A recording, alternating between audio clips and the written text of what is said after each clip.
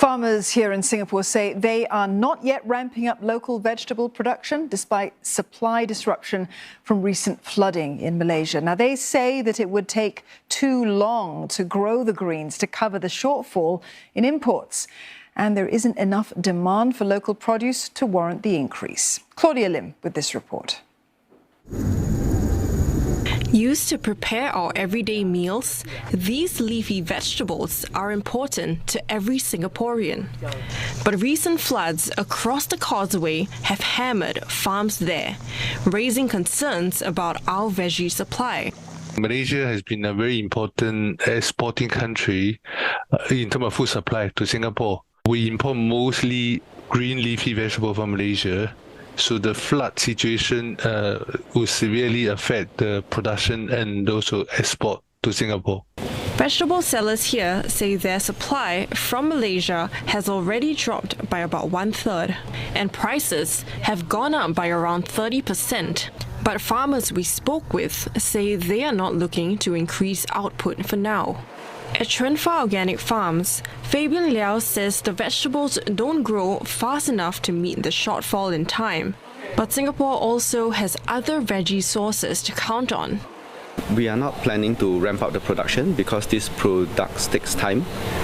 They probably take about 25 days to 2 months to produce them, and by the time other countries will have the excess supply to supply us ready.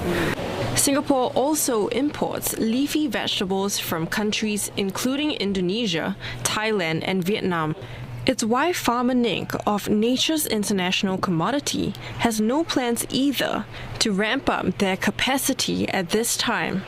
Generally, we all have our own markets to supply to. Our demand and supply is actually quite stable and quite consistent already. So the immediate to increase our production could be a knee-jerk reaction. But Professor Chen says this type of weather-related supply disruption could become more frequent in the future, and local farms need to weather against that by producing more locally. As it stands, local production levels are only around 10%.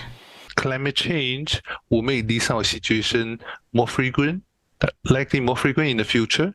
So we ought to be well prepared by beefing up our local production capacity so that we can deal with this disruption issue better in the future.